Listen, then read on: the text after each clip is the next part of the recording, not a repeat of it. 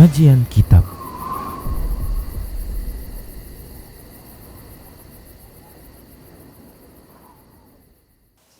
Bismillah, assalamualaikum warahmatullahi wabarakatuh.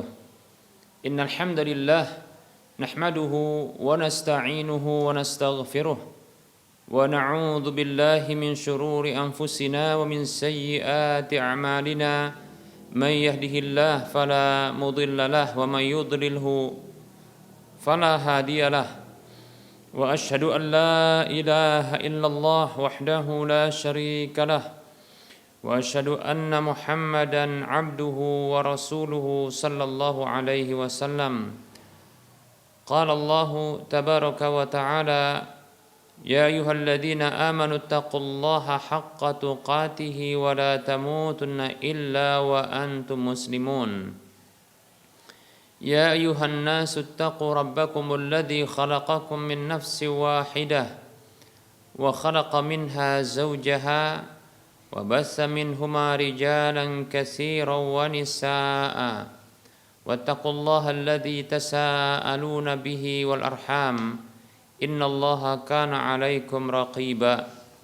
يا أيها الذين آمنوا اتقوا الله وقولوا قولا سديدا يصلح لكم أعمالكم ويغفر لكم ذنوبكم ومن يطع الله ورسوله فقد فاز فوزا عظيما. أما بعد، فإن أصدق الحديث كتاب الله وخير الهدى هدى رسول الله صلى الله عليه وسلم وشر الأمور محدثاتها وكل محدثة بدعة وكل بدعة ضلالة وكل ضلالة في النار.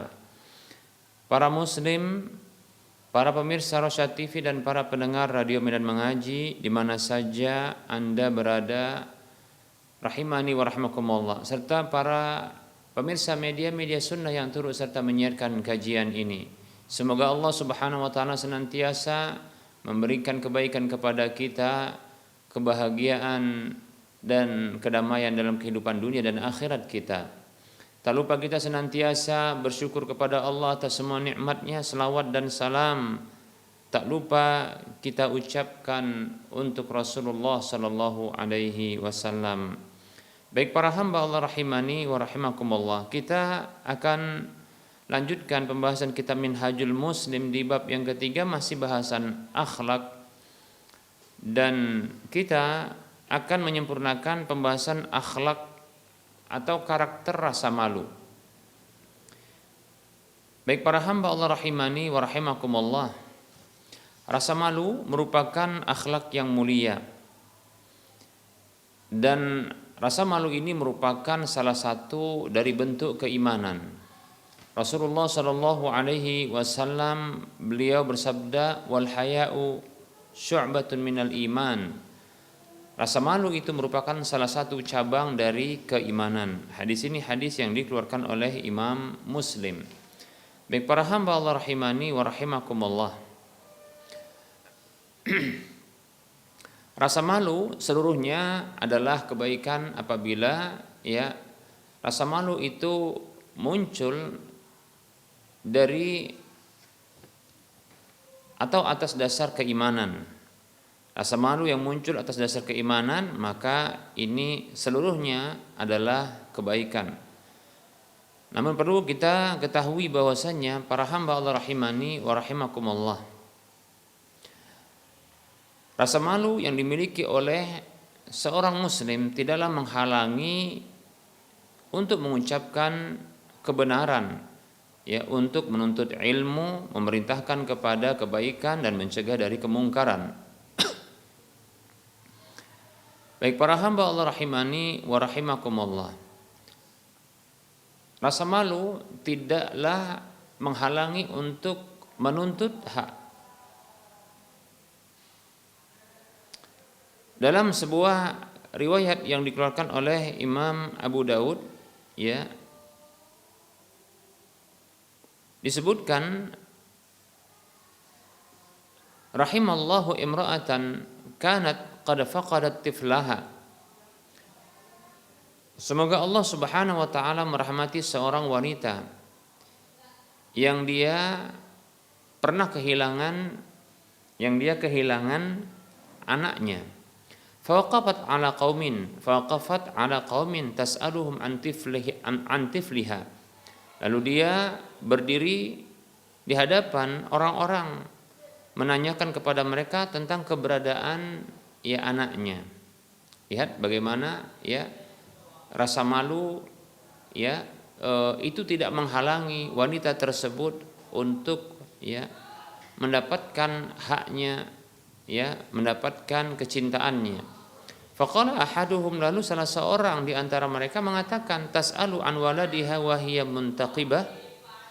Dia bertanya tentang anaknya sementara dia dalam kondisi ya berniqab, yaitu menutup wajahnya. Fasami'athu faqalat, maka wanita tersebut mendengarkan ucapan orang tadi, lalu ia mengatakan, li'anna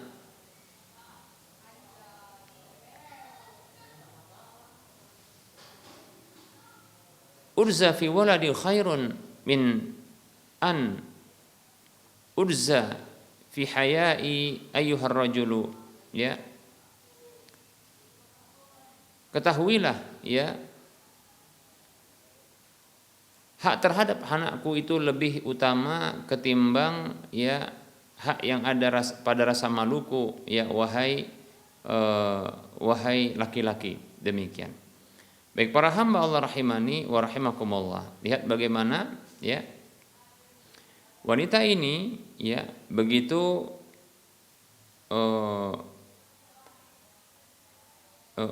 tegar untuk bisa menghindarkan rasa malunya, menutupi rasa malunya untuk bertemu dengan orang-orang, sampai dia menutupi wajahnya ya untuk bertanya tentang anaknya, mencari anaknya. Demikian para hamba Allah rahimani wa rahimakumullah. Begitu juga Umar radhiyallahu an ya, khataba Umar marratan fa'arada li ghala'il muhuri. Ya, Umar radhiyallahu an itu pernah berkhutbah suatu kali dan dia membahas tentang tingginya mahar di waktu itu. Faqalat lahu imra'atun, lalu ada seorang wanita yang berkata kepadanya, ayu'tina Allahu wa tamna'una ya Umar. Ketika itu Umar radhiyallahu an menetapkan mahar agar tidak melebihi dari mahar tersebut sehingga memberatkan bagi para laki-laki ya. Faqalat lahu imra'atun, lalu ya seorang wanita berkata kepada Umar, ayu'tinallahu wa tamna'una ya Umar, ya Allah yang memberikan kepada kami sementara engkau yang melarang dan mencegah kami wahai Umar.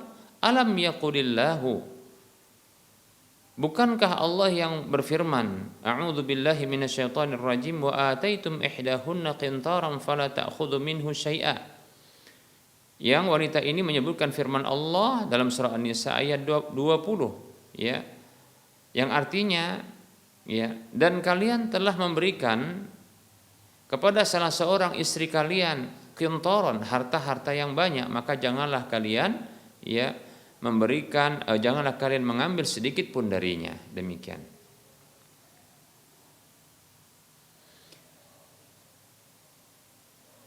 Baik ya, dalam ungkapan ini menunjukkan bahwasanya seorang wanita tersebut ya tidak terhalangi oleh rasa malunya untuk membela kebenaran, membela hak para wanita. Dan rasa malu tersebut juga tidaklah menghalangi Umar untuk minta maaf ya, dan menyatakan kullun nasi afqahu minka ya Umar.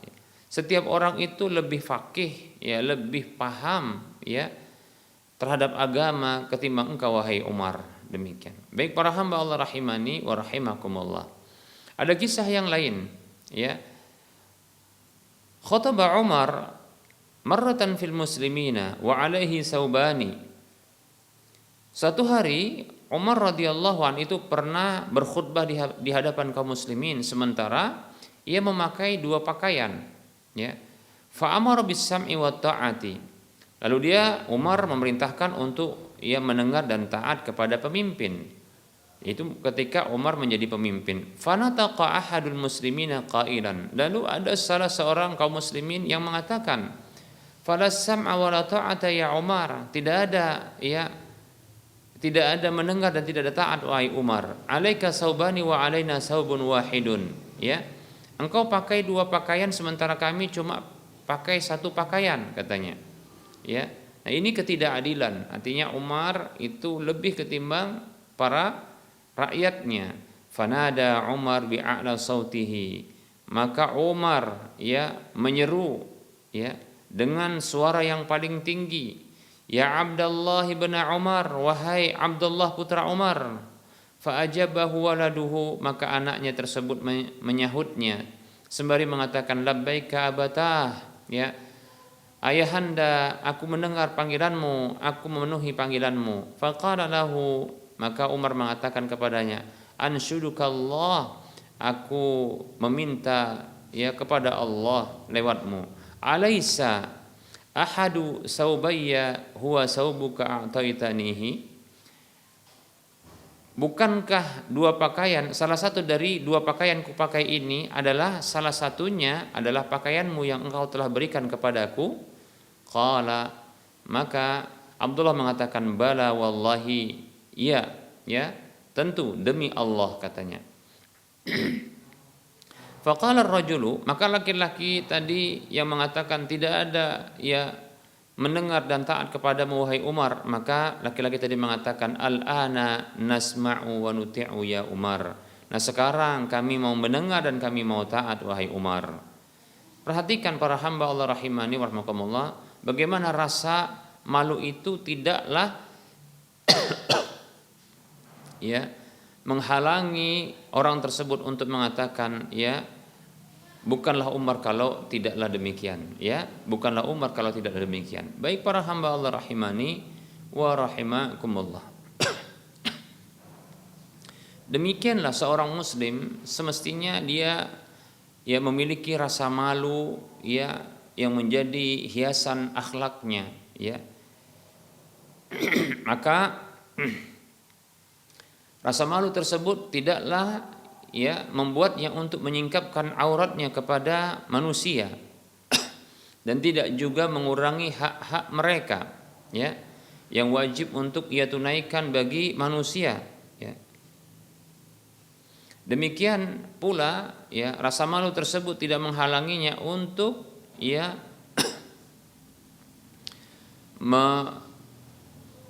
memerintahkan kepada kebaikan, begitu juga melarang dari keburukan. Rasa malu tersebut para hamba Allah rahimani wa rahmakumullah menuntut untuk meninggalkan perkara-perkara keburukan, demikian pula melakukan perkara-perkara yang merupakan kebaikan.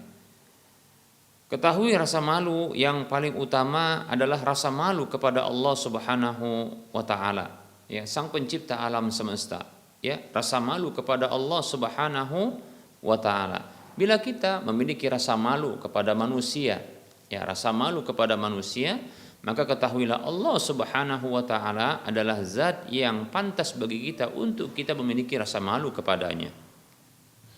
Maka janganlah seorang mukmin, seorang muslim dia mengurangi hak-hak Allah Subhanahu wa taala untuk mentaati Allah Subhanahu wa taala, untuk bersyukur terhadap nikmat-nikmatnya, demikian untuk beribadah kepada Allah Subhanahu wa taala. Abdullah bin Mas'ud radhiyallahu anhu pernah mengatakan, istahyu minallahi haqqal haya, milikilah rasa malu kepada Allah Subhanahu wa taala dengan sebenar-benar rasa malu, Fahfadhur ra'sa wa ma wa'a, jagalah kepala dan apa yang ada padanya. Wal batna wa ma hawa, dan perut beserta dengan isinya. Wadhkurul mauta wal bila, dan ingatlah kematian serta ujian yang akan menimpa. Baik para hamba Allah rahimani wa rahimakumullah. Dan Rasulullah sallallahu alaihi wasallam juga bersabda, ya dalam hadis yang diriwayatkan oleh Imam Abu Daud, Tirmidzi, ya, dari sahabat Abu Hurairah radhiyallahu anhu,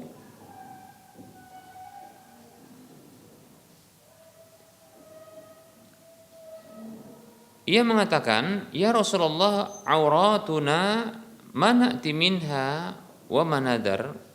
Wahai Rasulullah, aurat-aurat kita, ya, apa saja yang kita harus berikan, ya, darinya, dan apa yang harus kita biarkan, ya. Maka Rasulullah mengatakan sallallahu alaihi wasallam, "Ihfad aurataka illa min zaujatika aw ma malakat yaminuka." Ya. Jagalah auratmu kecuali dari istrimu dan dari budakmu. Qultu ya Nabi Allah, maka Abu Hurairah mengatakan, "Ya Nabi Allah, wahai Nabi, idza kana al-qaumu ba'duhum fi ba'din." Bagaimana apabila ada kaum yang sebagian mereka itu ada pada sebagian yang lain? Qala, maka Rasul mengatakan sallallahu alaihi wasallam, "In istata'ta alla yaraha ahadun fala yarayannaha." Jika engkau mampu agar salah seorang di antara mereka itu tidak melihatnya, maka janganlah sampai dia melihat auratmu. Ya. Qultu, maka Abu Hurairah mengatakan lagi, "Idza kana ahaduna khalian." Bagaimana apabila salah seorang di antara kami itu bersendirian? Qala, maka Rasulullah mengatakan sallallahu alaihi wasallam, "Fallahu ahaqqu an yustahya minhu minan nasi." Maka Allah Subhanahu wa taala lebih berhak untuk, ya, dimiliki rasa malu terhadapnya ketimbang manusia. Demikian. Baik para hamba Allah rahimani wa rahimakumullah. Nah, Allah Subhanahu wa taala adalah zat yang lebih pantas, lebih layak dan lebih berhak untuk kita malu kepada Allah Subhanahu wa taala, ya, untuk berbuat durhaka kepada Allah Subhanahu wa taala, untuk bermaksiat kepada Allah Subhanahu wa taala, ya, untuk tidak, ya, untuk meninggalkan, ya, rasa syukur kepada Allah Subhanahu wa taala terhadap nikmat-nikmatnya. Maka, ya, taatilah Allah Subhanahu wa taala, ya, malulah kepada Allah, ya, yang itu menuntut kita untuk, ya, beribadah kepada Allah, bersyukur terhadap nikmat-nikmatnya, ya, tidak durhaka kepadanya. Demikian para hamba Allah rahimani wa rahimakumullah.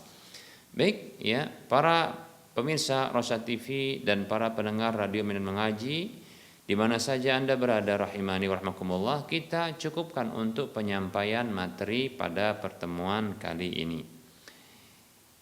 Kita buka sisi soal jawab. Ada beberapa pertanyaan yang sudah masuk, silahkan bagi para pemirsa dan para pendengar sekalian yang ingin bertanya, maka kirimkan, ya, pertanyaan ke nomor layanan kami 08 12 12 12 88 34. Baik para hamba Allah rahimani wa rahimakumullah.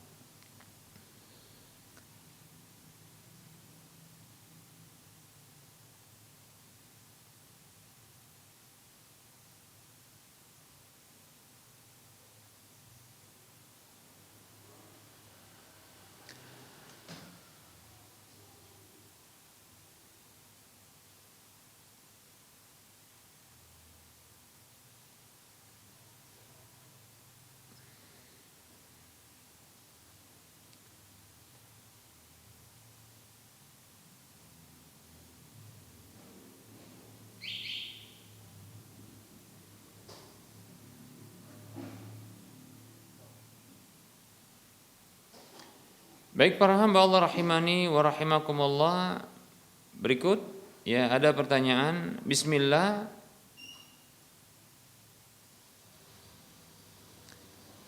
Afwan izin bertanya Ustaz, manakah lafadz yang benar dari kalimat la haula wa la quwata illa billah?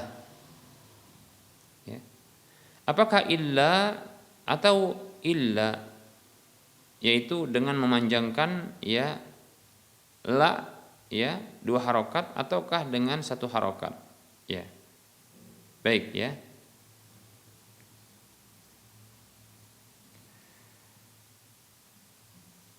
Bismillah. Mengucapkan lafadz la haula wala quwwata illa billah. Yang benar adalah ya dengan memanjangkan illa, ya, illa, ya. Itu satu alif atau dua harokat, ya. Itu satu alif atau dua harokat, ya. Jadi satu alif itu sama dengan dua harokat. Jadi membacanya adalah panjang. La haula wala quwwata illa billah, ya. La haula, tidak ada kekuatan, tidak ada daya, wala quwwata, dan kekuatan, illa billah, kecuali illa itu kecuali billah, ya, kecuali kekuatan dan daya yang dimiliki oleh Allah Subhanahu wa taala. Demikian, ya.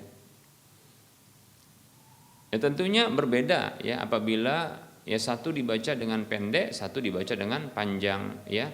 Adapun illa dengan memanjangkannya itu adalah ya istisna, ya, istisna yaitu pengecualian. Demikian, ya. Wallahu taala a'lam.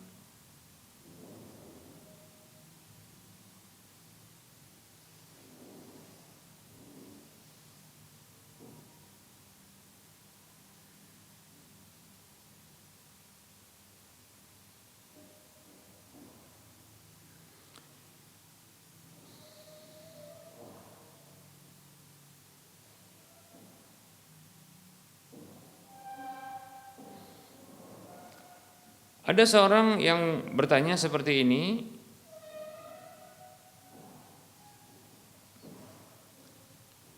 sahkah seorang akhwat yang sholat subuhnya di jam 6:25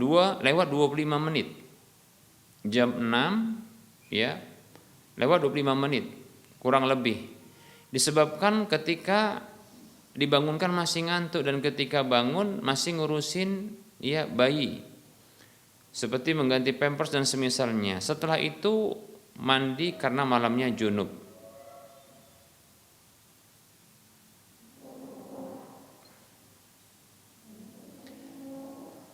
Baik, ya, para hamba Allah rahimani wa rahimakumullah.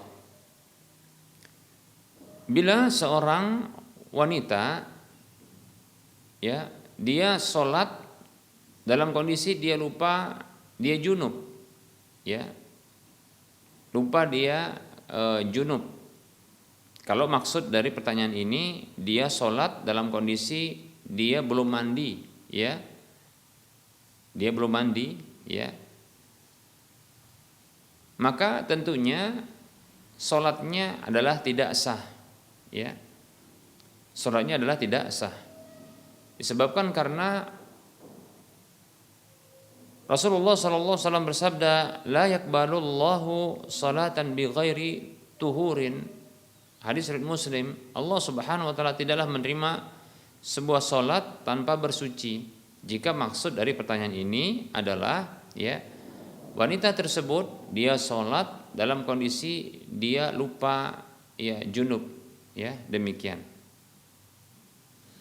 Baik, bila maksud dari pertanyaan ini adalah, ya, dia sholatnya dalam kondisi, ya, terlewatkan waktu dari waktu yang pertama, ya, yaitu mendekati waktu terbitnya matahari, ya, maka wallahu taala alam, ya, sholatnya insyaallah taala masih sah jika terpenuhi syarat dan rukunnya, dan waktu untuk wilayah sekitar barangkali Medan dan sekitarnya, barangkali pertanyaan dari para, ya, pemirsa atau para pendengar yang ada di sekitar Medan, ya. Nah, ini waktu subuh, ya, itu kurang lebih, ya, jam 5 lewat sedikit, kemudian terbitnya matahari kurang lebih adalah, ya, jam 6 sekitar lewat, ya, jam 6:35-an kalau tidak salah. Kalau memang seandainya wanita ini seorang ibu yang dia kecapean karena sulit, ya, masih ngantuk gitu, ya, dan nggak sadar juga dia ketika dibangunkan, ya, dan ketika bangun pun itu masih ngurusin bayi, ya, maka wallahu ta'ala alam, maka masih sah sholatnya insyaallah taala, demikian. Ya, masih sah insyaallah taala. Ya, lebih-lebih ternyata dia pun tidak sadar kalau dia sholatnya sudah jam, ya, mendekati waktu terbitnya matahari.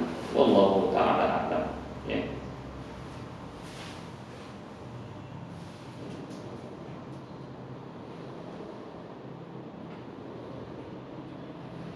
Baik, ada pertanyaan. Bismillah, assalamualaikum warahmatullahi wabarakatuh. Ustaz mau bertanya, apakah sudah jatuh talak apabila suami mengatakan kepada orang lain dia sudah menceraikan istrinya? Ya, tapi tidak mengatakan langsung kepada istrinya.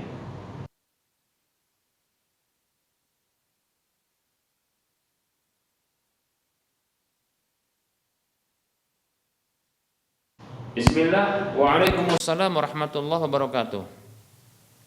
Seorang suami menjatuhkan talaknya kepada istri itu tidaklah mesti langsung di hadapan istri, ya. Bisa jadi, ya, diucapkan itu di hadapan orang lain, tidak mengapa. Tapi dari pertanyaan ini bisa kita rinci. Yang pertama adalah, ya, apabila dia mengatakan kepada orang lain, saya menceraikan istri saya. Dia katakan seperti itu, ya, kepada orang lain. Ya. Kepada orang lain dia katakan, ya, kepada orang lain bahwasanya, ya, dia katakan saya, contohnya saya menceraikan istri saya atau saya mentalak istri saya, demikian. Nah, bila dia memang meniatkan adalah untuk mentalaknya dengan ungkapan seperti ini, maka jatuh talaknya. Tapi apabila maksud dari ungkapannya adalah, ya, ingin memberikan kabar kepada orang lain bahwa dia sudah bercerai dengan ungkapan saya sudah bercerai dengan istri saya, maka ungkapan yang kedua ini bukanlah ungkapan talak tapi ungkapan pengkabaran, dan itu adalah dusta bila dia belum menceraikan istrinya sebelumnya, demikian, ya. Sehingga wallahu taala alam, ya, ungkapan yang kedua ini dengan dikatakan saya sudah bercerai dengan istri saya dengan ungkapan seperti itu, maka wallahu taala alam ungkapan seperti ini adalah ungkapan kedustaan, ya, jika maksudnya dia ingin mengkabarkan kepada orang tapi itu adalah kabar atau ungkapan yang dusta, maka yang seperti ini, nah ini, ya, ini adalah ini bisa dikatakan, ya, adalah kedustaan dan tidak jatuh talak. Wallahu taala a'lam. Lebih-lebih bila dia berniat bukan untuk mentalak, ya, hanya untuk, ya, membohongi orang yang dikabarkan, ya, bahwasanya dirinya telah mentalak, ya, istrinya kepada orang tersebut, ya, itu kedustaan. Jadi bukan talak. Jadi dibedakan, ya. Nah, seperti itu. Beda halnya dengan yang pertama. Ya, kondisi yang pertama yang dia katakan saya, ya, menceraikan istri saya, begitu katanya, ya, atau, ya, saya mentalak istri saya. Nah, ini berbeda. Dia ini sedang, ya, menginsya, yaitu memunculkan pernyataan, ya, bahwa dirinya mentalak istrinya di saat itu, demikian, ya. Maka jatuh talak walaupun tidak langsung kepada istrinya. Adapun yang kedua dikatakan saya sudah bercerai dengan istri saya, nah ini adalah pengkabaran dusta, maka tidak jatuh talak. Wallahu taala a'lam.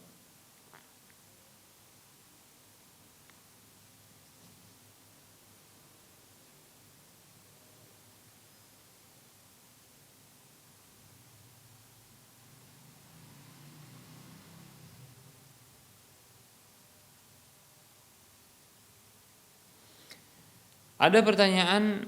Bismillah, assalamualaikum Ustadz, maaf mengganggu, ya, mau bertanya apakah boleh, ya, saya memasang meteran listrik di rumah saya dengan meteran subsidi dengan memakai, ya, KTP mertua saya Ustadz, karena subsidi adalah untuk warga yang kurang mampu. Jadi subsidi listrik itu adalah untuk warga yang kurang mampu.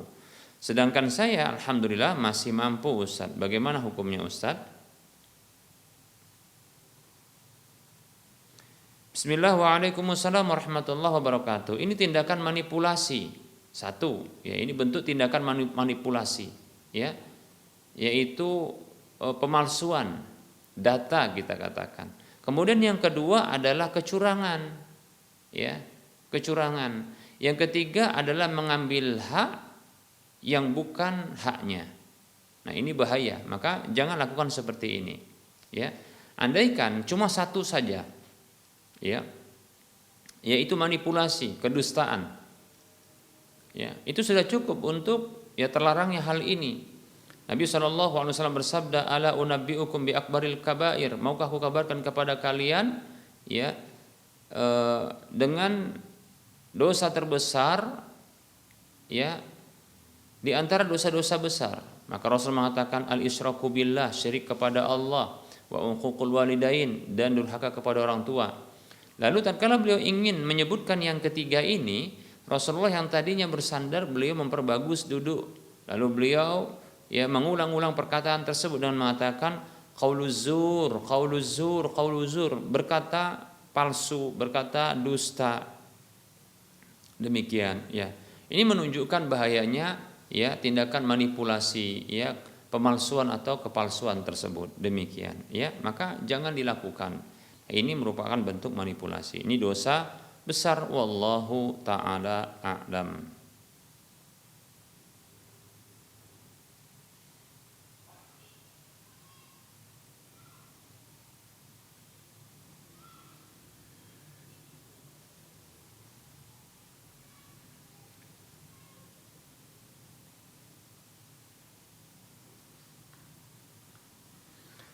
Baik, di sini ada pertanyaan. Assalamualaikum warahmatullahi wabarakatuh.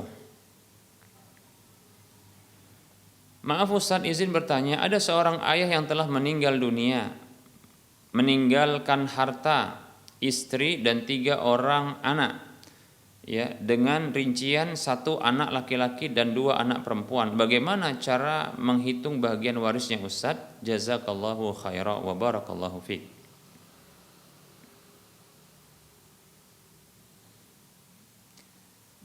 Waalaikumsalam warahmatullahi wabarakatuh. Semoga Allah Subhanahu wa taala senantiasa memberikan kebaikan dan perlindungan kepada kita di mana saja kita berada.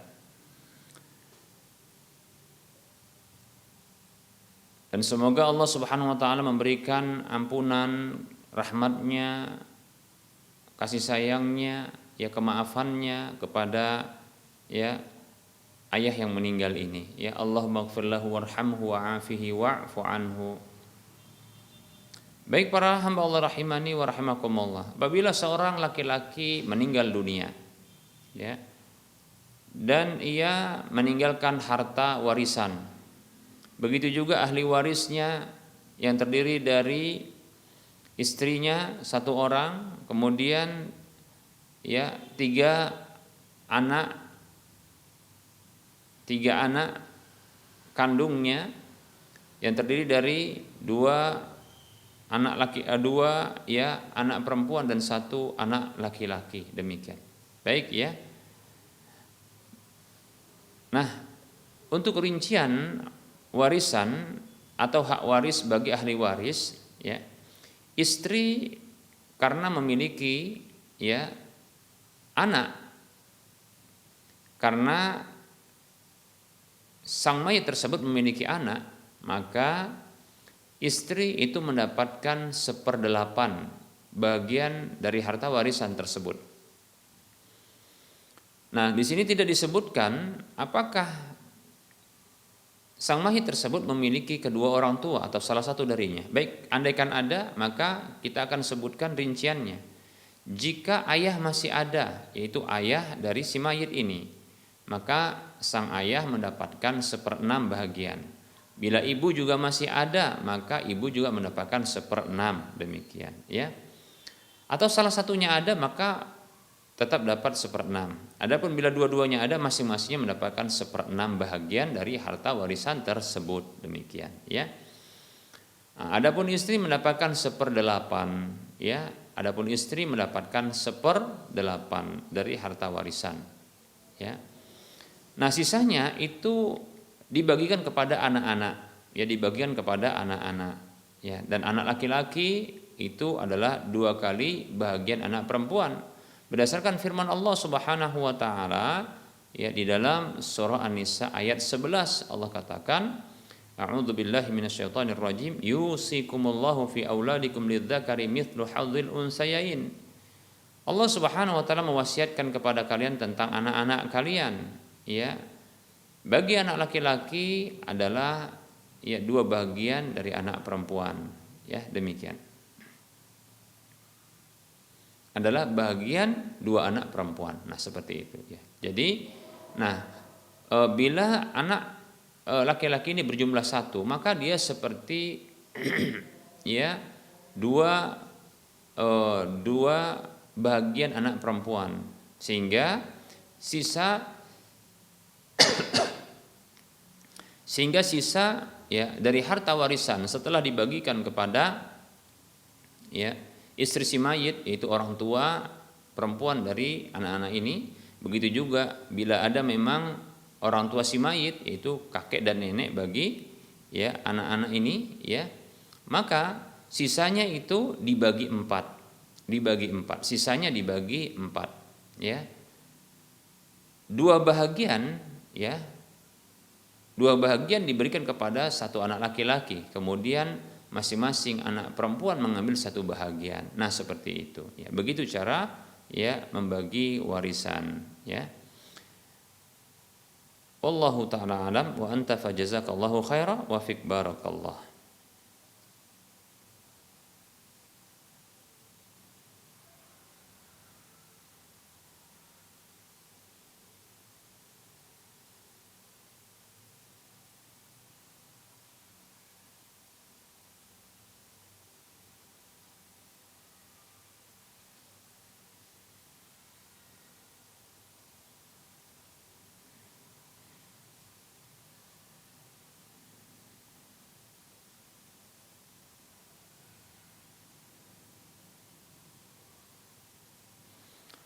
Baik para hamba Allah rahimani wa rahimakumullah, barangkali ini materi yang bisa kita sampaikan pada pertemuan kali ini ya. Karena ini mendekati waktu masuknya sholat duhur untuk Kota Medan dan sekitarnya, kita cukupkan untuk penyampaian materi dan menjawab pertanyaan yang sudah masuk. Tentunya dalam penyampaian ini banyak kekurangan dan kesalahan serta kekeliruan. Kebenaran itu datang dari Allah, maka terimalah dan ambillah. Adapun kesalahan, kekurangan, dan kekeliruan itu datang dari saya pribadi dan bisikan syaitan. Kepada Allah saya mohon ampun, dan kepada para pemirsa dan para pendengar sekalian saya mohon maaf. Sebelum kita mengakhiri perjumpaan, seperti biasa kita memberikan motivasi kepada kaum muslimin seluruhnya, saudara-saudara seiman, mari kita berdonasi ya, turut ya membantu di dalam kebaikan, yaitu pembebasan lahan yang nantinya akan dibangun Masjid Al-Muwahhidin untuk wilayah Medan dan sekitarnya. Kekurangan dana sekitar 700 juta sekian rupiah. Kita masih memiliki peluang yang besar untuk bisa kita memiliki aset akhirat yang minimal pahalanya 700 kali lipatnya. Dan itu akan terus bertambah ya, sesuai dengan keikhlasan, sesuai dengan manfaatnya, demikian pula sesuai dengan petunjuk Nabi tentunya ya dalam pemanfaatannya, demikian ya. Baik, yang ini insya Allah ta'ala manfaatnya akan terus mengalir ya, mengalir walaupun kita telah wafat, telah tiada ya. Tentunya tatkala ya infak dan sedekah ini dimanfaatkan ya, walaupun ya sudah wafat. Begitu juga ketika masih kita hidup ya, ketika dimanfaatkan maka ini akan terus mengalir pahalanya kepada kita insyaallah taala. Allah Subhanahu wa taala ya menjadikan ya sedekah jariyah ini mengalir pahalanya. Rasulullah bersabda sallallahu alaihi wasallam, ya idza matal insanu inqata amaluhu illa min salasin, apabila manusia itu mati, meninggal dunia, maka terputuslah amalnya kecuali dari 3 jalurnya. Min sadaqatin jariyatin, yang pertama dari sedekah jariyah, yaitu sedekah yang dia sifatnya permanen ya. yang bisa dimanfaatkan, selama dimanfaatkan maka ya selama manfaatnya mengalir maka mengalir pula pahalanya. Makanya disebut dengan sedekah jariyah, yaitu sedekah yang jariyah yang mengalir manfaatnya, mengalir pula pahalanya kepada ya orang yang bersedekah tersebut. Kemudian au ilmin yuntafa'u bihi, atau ilmu yang bermanfaat, au waladin salihin yad'u lahu, atau anak yang melakukan kesalehan yang mendoakan kebaikan untuknya. Ini hadis yang diriwayatkan oleh Imam Muslim. Baik, ini motivasi yang besar bagi kita untuk kita bersedekah jariyah ini ya. Silahkan bagi yang punya kelapangan rizki ya, silahkan mari miliki aset akhirat dengan ya mentransfer sebagian rezeki yang Allah titipkan kepada kita ke nomor rekening berikut ini: Bank Syariah Mandiri atau Bank Syariah Indonesia di nomor 7127488555 atas nama Yayasan Lajnah Dakwah Medan, kode bank 451. Para pemirsa sekalian, Anda bisa melihat ya informasi lanjutan ini di layar kaca Anda. Semoga informasi ini membuat Anda termotivasi dan semoga bermanfaat. Mohon maaf atas segala kekurangan dan kita ketemu lagi di lain kesempatan. Wassallallahu ala Muhammad wa ala alihi wa ashabihi ajma'in. Subhanakallahumma wa bihamdika asyhadu an la ilaha illa anta astaghfiruka wa atubu ilaika walhamdulillahi rabbil alamin. Wassalamualaikum warahmatullahi wabarakatuh.